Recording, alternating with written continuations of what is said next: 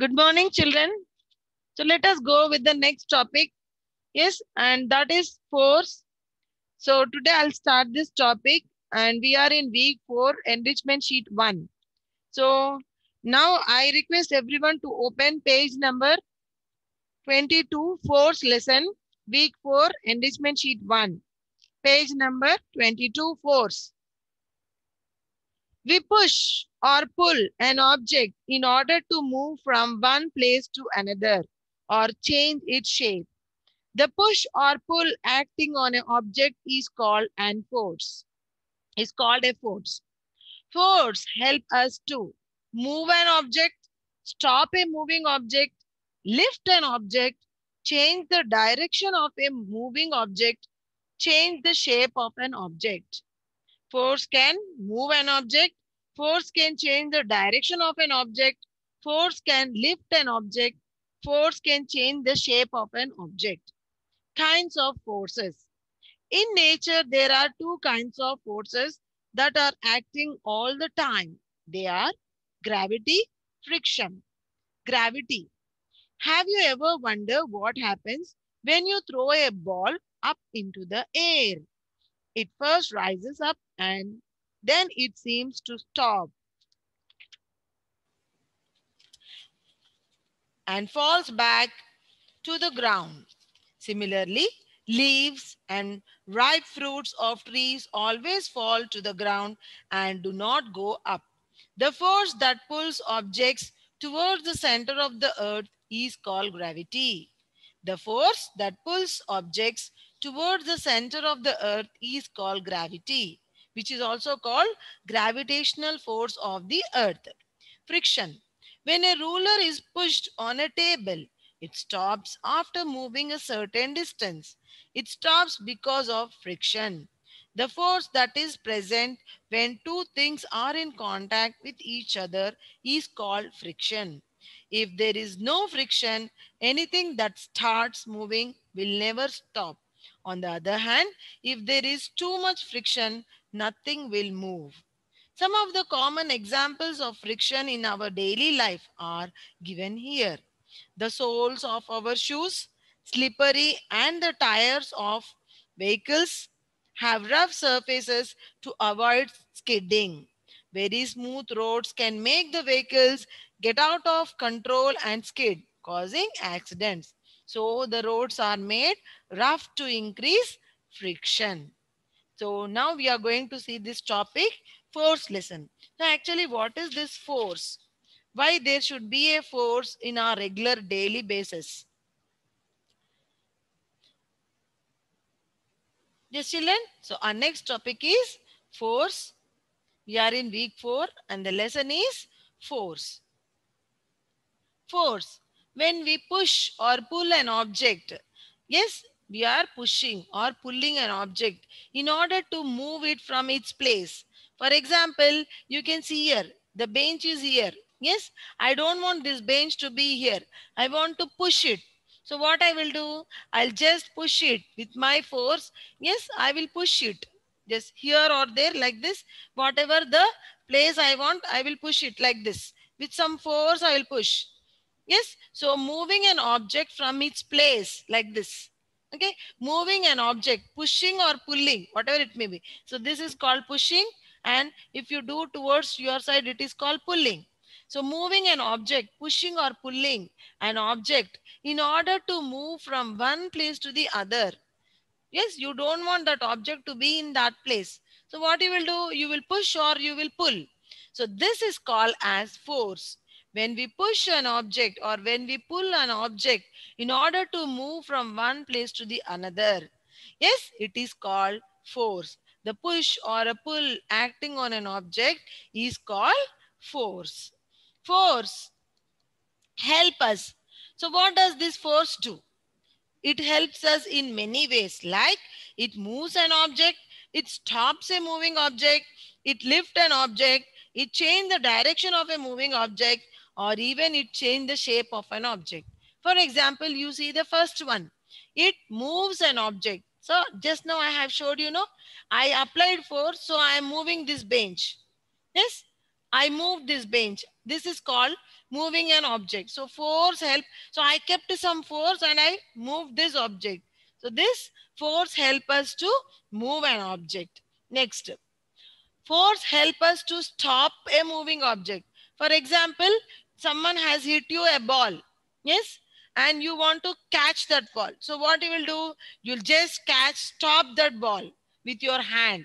So force stops and moving an object. For example, see here, this bottle is there. I'm throwing this bottle down, but again I'm catching it. So I'm stopping the bottle. So force stop a moving object. It stop a moving object. So whatever the moving object it may be. Suddenly something is falling from the bench or from the shelf. So what you will do? You will go and catch it. Yes. So that is also called as force can help to stop a moving object. Next, force can help to lift an object. Yes, you are applying some force so that you can lift an object. Yes, for example, uh, one chair is there, one box is there on the ground. So you want to lift it. So what you will do? You will just take that box and lift like this. You will take the box and if lift like that. If it is okay for you, if only you can lift, you will lift. Otherwise, you will take some help of some other also. For example, your mother or your father, whoever it may be, you want to lift that object. So you will take the help of your parents or the person who is there beside of you, and you will lift the object. It is, suppose it is very heavy, then two or three members will lift. It is okay, normal weight, then only one person can lift it. So force help us to lift an object. For example, this bench is there. Now just I am pulling and pushing, but you want to lift it. So what you will do? You just lift like this. See, like this you will lift. And I alone can't lift it, no. So what I will do? I will take help of anyone and I will lift it. So force can lift an object. Next, force can change the direction of a moving object. Direction of the moving an object. See, for example, you can take a best example of cricket players. One player will be throwing the ball, the other player will hitting that ball. So what happens once the ball is hitted by the batsman? So it automatically changes its direction. So opposite direction it will go. And suppose if anyone is throwing ball on you, you will catch that ball and you will throw it in the opposite direction. So force, you are doing it with a force. So what happens? It goes into the opposite direction. So force can change the direction of a moving object.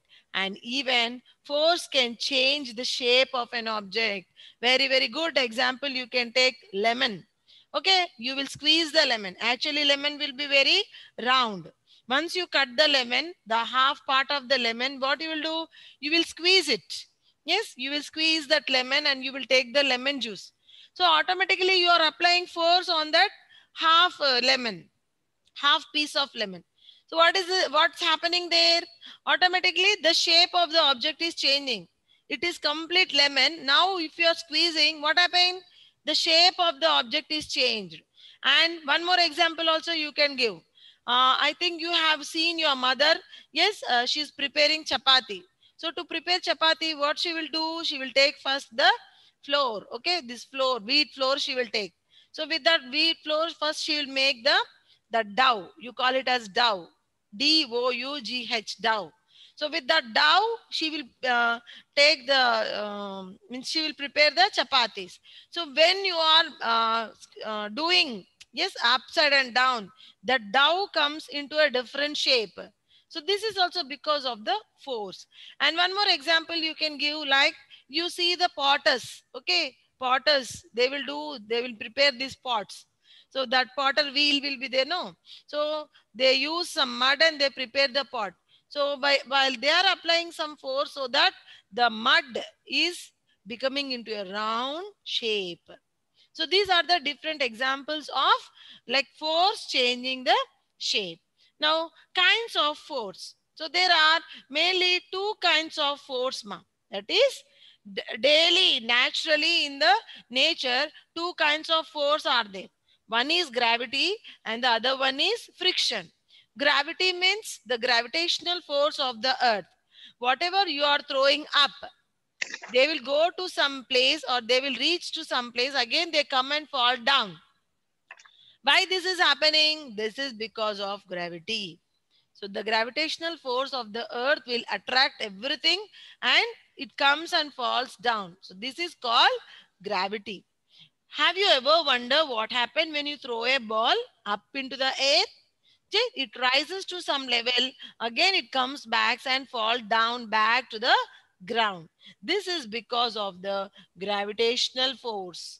This is because of the gravitational force, because earth is having a force called gravitational force, and this is in nature. No one is going to create this gravitational force. Earth itself has this gravitational force. That is the reason whatever we are throwing up in the air, again they come and fall down to the ground. This is called as gravity. Very, very important point. Earth is having this gravity. That's the reason whatever you throw upside, again they come and fall on the earth. Similarly, leaves and dry fruits also fall down. You see, in autumn season, especially the trees shed their leaves. So all the leaves they fall down. Okay, even though it is a autumn season, why the leaves are falling down only? They can go up, no? Why they are falling down?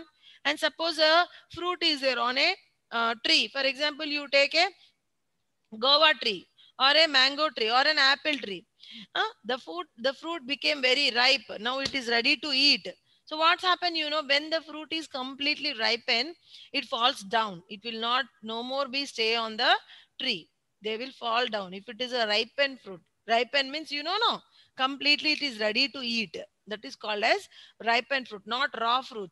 Ripened fruit. So similarly, leaves and ripened fruits they fall down when they are ready to fall. So they come down only, they fall on the ground. This is because of the gravity. The force that pulls an object towards the center of the earth is called gravity. Okay. And Newton, yes, Newton has discovered this gravity. Yes, the force that pulls objects towards the center of the earth is called gravity. Now, next force is friction. What is this friction? When friction means, like, suppose if you are throwing a scale on a bench like this, you are throwing a scale. Yes, you are throwing like this, and when you throw, no, to some extent it goes and it stops. Why it is stopping? It can go, no, it can go and fall somewhere, no, but why it is stopping? Why it is stopping here only? See, suppose if you are throwing like this, it is stopping, it is going to some extent, and again it is stopping. Why it's happening like this? Because of the friction. Yes, the force that is present when two things are in contact with each other. Now, what are the two things contact here? In my hand, scale is there, and here table is there. So now table and scale, they are coming in contact with each other like this. So that's the reason friction is playing here, and the object is stopping there. It is not going and falling somewhere down. It stops here only. So this is called as friction. The force that is present when two objects are in contact with each other. Two objects are contact with each other. It is called friction. Yes, friction is a force which which prevents easy movements between the objects. You can see here. See, pushing force and down one force is there. So between these two, friction is present. If there is no friction, anything that starts will not stop. Suppose if there is no friction, what happens? Whatever it is starting will not stop. For example, you can take the skating wheels. Once you start that skating wheels, no, it will not stop still until you stop. This is because of the friction. That's the reason there should be friction. Otherwise, everything on this earth, no, they will be going on, revolving round, round. You will not stop at one place. So this friction is very, very important. On the other hand, if there is too much friction, nothing will not move. Too much friction means the surface of the ground should be very, like if it is very hard, if it is not at all moving, means then that friction will not, there will be no friction and the object will not move. So it should not be more friction, it should not be less friction. It should be an equal part. Now, Some of the common examples of the friction in our daily life are, some of the common examples, they are the soles of our shoes. So under our shoes, some soles are present, that shoes. Then slippers, tires of the vehicles, rough surfaces to avoid skidding. So these are all example of frictions. See how the soles of our shoes, if our shoe soles are soft, what happen? We will fall down. That's why our soles, shoes soles will be rough. Chappal also, tires also. If the tires are not in this way, if they are very smooth, what happen? Skidding. The vehicle may skid and it may lead to accident. That's the reason the tires are like this. Next, very smooth roads can make the vehicles get out of control and cause accidents. So that is the reason the roads are made very rough. They are not smooth.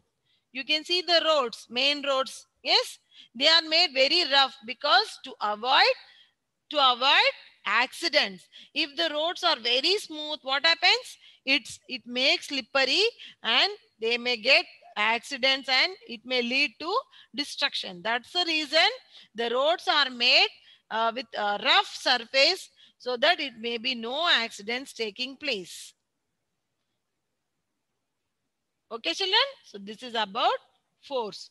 Yes, two types of forces are acting. One is gravity and one is friction. Gravity means the force that pulls an object towards the center of the earth is called gravity. And friction means the force that is present when two things are in contact with each other. It is called friction. So you have to keep these 2 points in your mind: gravity and friction.